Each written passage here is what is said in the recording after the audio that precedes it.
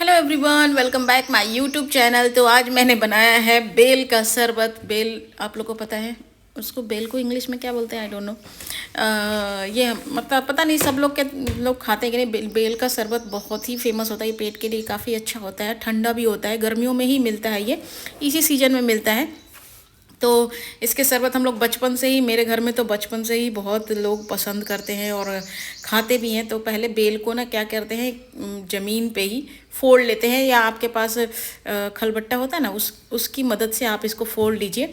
फोड़ के उसको निकाल लीजिए। उसमें जैसे में मटेरियल होता है ना, जो कहते हैं ना उसका, तो गुद्दा बोलते हैं हम लोग। तो वो लोग वो सारा निकाल के, जो भी अंदर का सारा चीज़ निकाल के और सारा उसका अंदर का निकाल के उसको पानी में उसको डाल दीजिए। मैंने भगोने में पानी भी डाल रखा था। और जो ये जो छिलका होता है ना, बहुत ही हार्ड होता है, तो उसमें भी बहुत सारा लगा होता है। तो आप स्पून की हेल्प से आप उसको देख, जैसे मैं निकाल रही हूँ, आप इस तरह से करके निकाल लीजिए। सारा जब निकल जाएगा तो आप क्या करना कि इसको हाथ से मसल मसल के, आप स्पून से किसी चीज़ से नहीं कर सकते, क्योंकि वो होगा ही नहीं, सॉफ्ट नहीं होगा। तो आपको ना है हाथ से ही, हाथ अच्छे से साफ़ करके और अच्छे से मसल मसल के ठंडे पानी में इसको धुल के रखिए। क्योंकि क्या होता है ना कि बहुत बार ऐसा होता है कि अगर उसमें बीज होते हैं जो कि निकलता नहीं है। तो देखो आप, मैंने सारा कुछ निकाल लिया और इसको हाथ से मैं मसल मसल के बनाऊंगी। मेरे और मेरे हस्बैंड को बहुत पसंद है, बट वही है ना कि ज़्यादा भी बन गया था मेरा, क्योंकि एक पूरा मैंने बना दिया था 2 लोगों के लिए, के हिसाब से ये बहुत ही ज़्यादा होता है।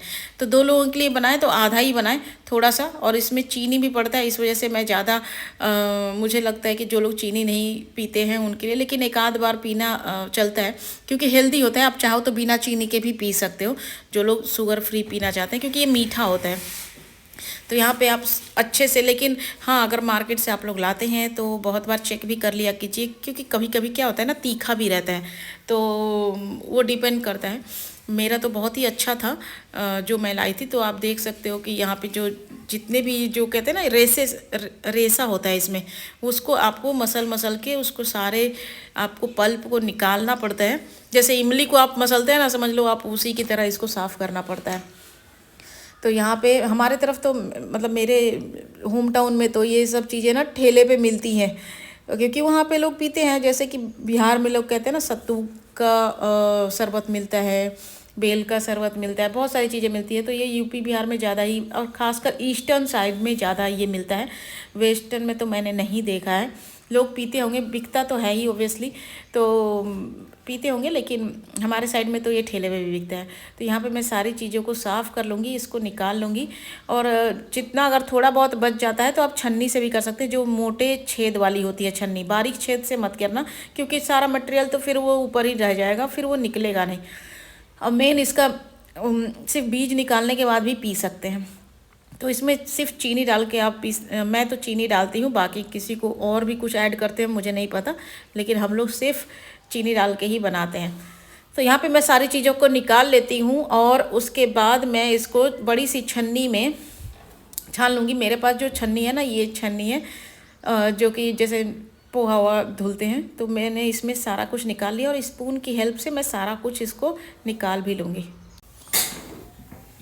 तो यहाँ पे ये पूरा भर गया है, तो इसमें स्पून से मैं इसको चलाते हुए इसको सारी चीज़ें मैं इसको नीचे से निकाल लूँगी, और जो हमारा बीज होगा, सब कुछ होगा, जो रेसेस हैं, सारा कुछ ऊपर रह जाएगा। ऐसे करके हम सारा ही कर लेंगे। तो यहाँ पे मैंने सारा कुछ निकाल लिया है। अब इसके बाद जितना बचेगा ना, उसको हम, देखिए मेरा सारा, मैंने इसको एक बर्तन में निकाल लिया था। और यहाँ पे मैं चीनी अपने अकॉर्डिंग जितना आपको डालना है ना, आप उसको डालिए, उसको घोलिए और इसको सर्व कीजिए। तो बस यही प्रोसेस है, और बहुत ज़्यादा इसका प्रोसेस है नहीं। लेकिन हाँ, बहुत लोगों को पता नहीं, जो नहीं पियेंगे उनको लगेगा कैसा, लेकिन ये बहुत ही टेस्टी लगता है। एक बार ज़रूर ट्राई करना, आप लोग को बहुत अच्छा लगेगा। तो यहाँ पे हमने पी लिया है शरबत। यहाँ पे मेरे बेटे को लगी थी भूख, तो उसने बोला कि मम्मा मुझे सैंडविच खिला दो। तो सैंडविच वो कुछ वेजिटेबल्स के साथ नहीं खाता है, वो बोलता है मियोनीज़ के साथ ही खाएगा। तो हमने मियोनीज़ मंगाया था, वाइट मियोनीज़ जो आती है ना, उसी को। तो पहले मैंने क्या किया, घी में सारा कुछ सेक लिया था, ब्रेड को सेक के, और जब ब्रेड घी में अच्छे से सीख जाए, उसके ऊपर मियोनीज़ लगा के और सर्व कर दीजिए, मतलब प्लेन मियोनीज़। कुछ भी उसमें नमक नहीं डालना है आपको, वेजिटेबल्स नहीं डालना है, आलू नहीं डालना है, कुछ भी नहीं। तो ये एक सिंपल मेयोनीज। तो यहाँ पे मेरा ब्रेड सीख गया था और मेयोनीज मैंने खोल लिया था। ये मेरी हेल्प कर रहा था। चीकू को भी ना मज़ा आता है और मैं भी इसको अपने बेटे को इन्वॉल्व करती हूँ कामों में। मैं उससे कभी प्लेट मंगाऊंगी, कभी कुछ कराऊंगी, कभी कुछ ना कुछ कराती रहती हूँ। इससे क्या होता है ना, बच्चे भी बिजी रहते हैं, उनका माइंड भी डाइवर्ट होता है और टीवी से थोड़ा हट के, मोबाइल तो देती नहीं हूँ मैं, बस टीवी से हट के रहता है। तो इस वजह से थोड़ा बहुत बच्चों को भी इंगेज करना पड़ता है। और बस मेरा ब्रेड हो गया था रेडी, उसको मैंने दे दिया था। और यहाँ पे मैंने ग्लास, बड़े ग्लास निकाले थे क्योंकि शरबत बहुत ज़्यादा बन गया था। तो मैंने सोचा था पी लेंगे, उसके बाद मेरी जो मेड आती है ना, उसको शरबत बहुत पसंद है और मीठा बहुत खाती है। तो इसलिए मैंने सोचा था कि बाकी उसको दे दूँगी क्योंकि ख़त्म हो जाएगा, फिर रखने का क्या फ़ायदा जब कोई पी।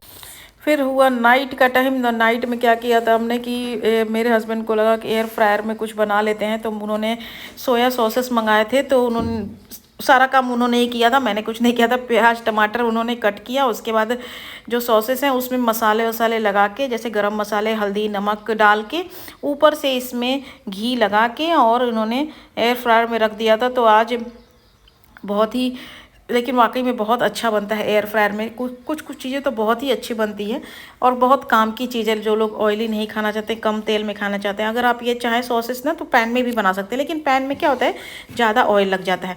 और इसमें क्या होता है कि आप कम चीज़ों में बस ब्रश से आप इसको स्प्रेड कर दीजिए और आप बना लीजिए, तो ये बहुत ही सही बनता है। तो यहाँ पे उन्होंने रख दिया था, टेम्परेचर भी 180 के अराउंड रख दिया था और 15 मिनट में ये रेडी हो जाएगा, ज़्यादा नहीं। मुझे लग रहा है 5 ही मिनट इन्होंने रखा था। देखो 7 मिनट, हाँ 7 मिनट। और टेम्परेचर मुझे लग रहा है 185 डिग्री, 190, यस। तो इतना टेम्परेचर करके रख दिया था। और जो चीज़ें, ये सब चीज़ें ना जल्दी बन जाती हैं क्योंकि इसमें ज़्यादा बहुत पकाना नहीं पड़ता है, बस इतना कि वो रोस्ट हो जाए। तो यहाँ पे हमारी सॉसेस बन रहे हैं और हमारा खाना भी रेडी हो गया है।